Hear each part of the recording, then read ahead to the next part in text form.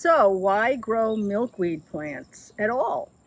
That's because these butterflies, iconic butterflies, their populations have been in free fall since about the mid-1990s, because that's when Roundup Ready crops were designed to resist Roundup, okay, so that they can be sprayed from the air, okay, with Roundup, resist the Roundup, but get rid of all the weeds. Roundup is a weed killer, not an insect killer, but it does affect these insects, these monarchs specifically, because it gets rid of all the milkweed that used to grow in the rows in between the corn and the soybeans.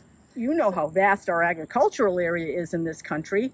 That was a lot of milkweed, and as soon as we got Roundup Ready crops, the Roundup didn't kill the butterflies directly, but did so indirectly by getting rid of all that milkweed that it depends on as caterpillar food, as baby food for the caterpillars. And that's why we are asking people to grow milkweed plants of various kinds, some that bloom in June here in Kentucky, others that bloom in midsummer, and others that bloom now in late summer, to sustain milkweed. We're never going to make up for all that lost agricultural land loss of milkweed, but we can make a difference for them, at least collectively. And the more of us who do that, the better off this iconic butterfly will be in terms of your being able to show it to your grandchildren. So some of you who have seen an earlier video know that I started this area in my front yard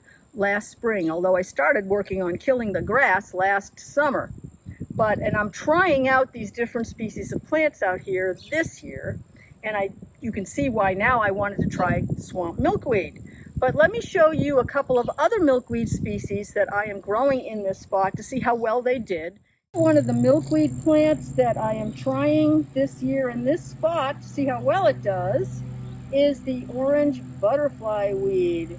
And it is a favorite, but you can see that it has those typical milkweed flowers, really beautiful to look at individually, okay? And it has been doing well.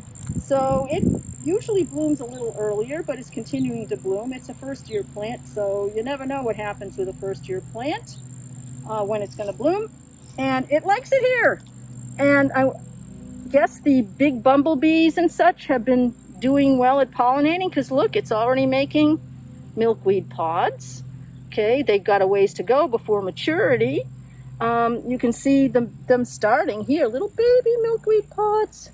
Those are the flowers that actually got pollinated. Others have not, and they're going to be dropped, and these are going to hopefully grow.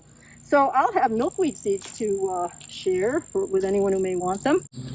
So another milkweed species, native milkweed that I am trying out here this year is this white flower whorled milkweed. And I wanted to try it because I just like variety in my garden, but also because of the variety in terms of these ferny kind of thin leaves.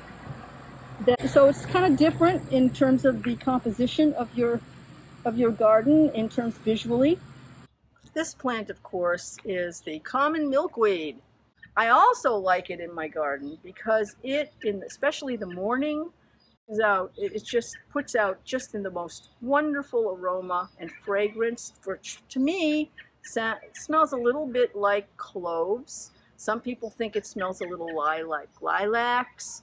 As much as I personally love this plant, I don't usually recommend it for everybody's garden, particularly if they're small, because milkweed is a plant that's known to, quote unquote, have legs, which means it likes to wander around by these underground rhizomes that allow it to spread around.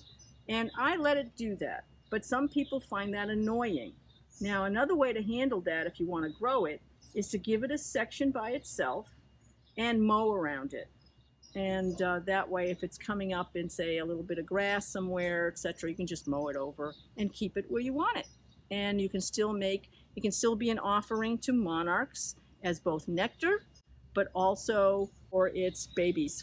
You can have a monarch nursery with these in the spring.